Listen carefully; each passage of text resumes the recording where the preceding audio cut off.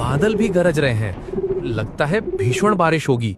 जल्दी से घर जाना पड़ेगा, वरना रास्ता भी भटक सकता हूँ। बहुत बारिश हो रही थी। भैंस जल्दी जल्दी चला ही जा रहा था।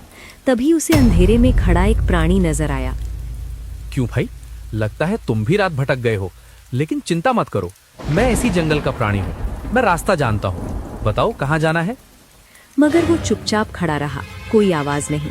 जब भैंस ने देखा कि वो प्राणी अभी भी कोई आवाज नहीं दे रहा है, वो दोबारा बोला, अरे कुछ बोलो भी, मुंह में जबान नहीं है क्या? बताओ किस जंगल से हो? कहीं तुम घुसपैठिया तो नहीं हो?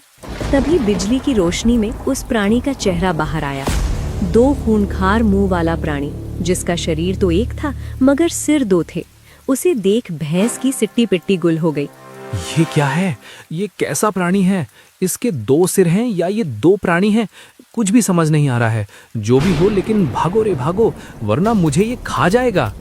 भैंस ने दौड़ लगा दी, लेकिन उस 2 मुंह वाले प्राणी ने भी दौड़ लगा दी। आगे आगे भैंस, पीछे पीछे वो प्राणी। लेकिन एक जगह भैंस गिर गया और उस प्राणी ने उसे पकड़ लिया और एक जोरदार हुंकार भरी। क्या तुमने कोई आवाज सुनी, या फिर मेरे कान बज रहे हैं? ये तो कोई भेड़िए की आवाज है, लेकिन हमारे जंगल में तो सिर्फ हम ही भेड़िए हैं, कोई और भेड़िया नहीं है। तो ये आवाज किसने दी होगी? ये शिकार करने के बाद की हुंकार है। जरूर किसी भेड़िए ने बड़ा शिकार किया है। लेकिन ताज्जुब की बात यह है कि हम रात में शिकार नहीं करते, तो फिर कौन भेड़िया इस वक्त शिकार कर रहा होगा, वो भी इतने बारिश में? जरूर कोई घुसपैठिया जंगल में घुस आया है। तुम दोनों तुरंत जाकर पता लगाओ कि कौन है जो हमारी मर्जी के बिना इस जंगल में घुस आया है। दोनों आवाज का पीछा करते करते उस जगह पर आ गए जहां से आवाज आई थी, मगर कोई नहीं था। लगता है वो शिकार करके चला गया, लेकिन इतनी रफ्तार से कैसे शिकार किया होगा?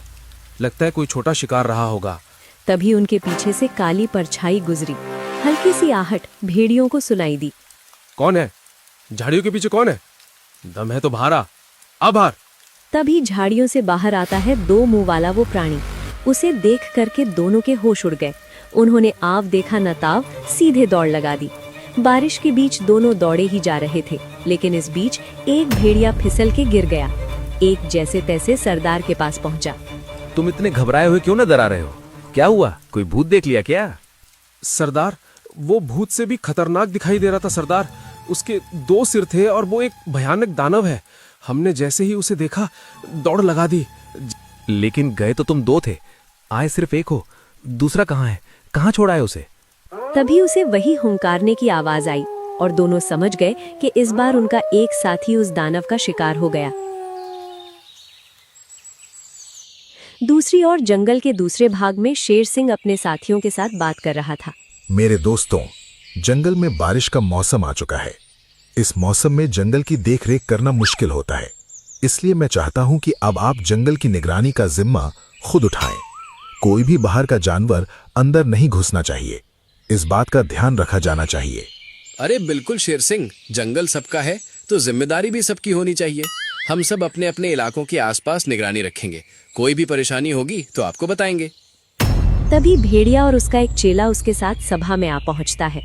भेड़िए को देख करके शेर सिंह बहुत हैरान हो जाता है। अरे भेड़िए, तुम यहाँ क्या कर रहे हो? ये तुम्हारा इलाका नहीं है। इस सभा में तुम्हारा कोई काम नहीं। मुझे तुम लोगों से एक जरूरी बात करनी है। एक बार मेरी अच्छे से सुनो। बोलो। बहुत घबराए हुए नजर आ रहे हो। लगता है कुछ बुरी घटना हुई है। हमारे जंगल में एक 2 मुंह वाला दानव आया है। उसका शरीर तो एक है, मगर सिर 2 हैं। देखने में भयंकर दिखाई देता है और वो उतना ही क्रूर है। वो बेधड़क शिकार करता है। कोई भी जानवर उसके लिए सिर्फ शिकार है। वो किसी पर रहम नहीं खाता। मुझे तुम्हारी किसी भी बात पर विश्वास नहीं है। तुम मेरे दुश्मन हो और दुश्मन की किसी भी बात पर विश्वास नहीं किया जाता। बेशक तुम मुझे दुश्मन मानो, लेकिन मेरी बात पर विश्वास करो। वो दानव इसी जंगल की ओर बढ़ रहा है। उसने हमारे साथी को भी खत्म कर दिया है। हम किसी तरह अपनी जान बचाकर तुम्हारे पास शरण लेने आए हैं। इस बार भेड़ियों की बातों में डर साफ नजर आ रहा था। शेर सिंह को कुछ चिंता हुई। उसने सभा में ऐलान किया, दोस्तों, ये बात कुछ विश्वास लायक तो नहीं है, मगर फिर भी आप सभी कुछ दिनों तक सतर्क रहिए। कोई अजीब प्राणी नजर आए तो मुझे आकर जरूर बताएं। एक रात ऐसे ही हिरन अपने घर के पास गश्त मार रहा था। वो कुछ बड़बड़ा भी रहा था। आखिर मैं भी एक जिम्मेदार जानवर हूँ। मुझे भी अपने जंगल की निगरानी करनी चाहिए। मैं भी देखता हूँ कि कौन जंगल में घुसता है? किसकी इतनी हिम्मत है कि वो जंगल में आ घुसे? तभी दूर उसे एक परछाई नजर आती है।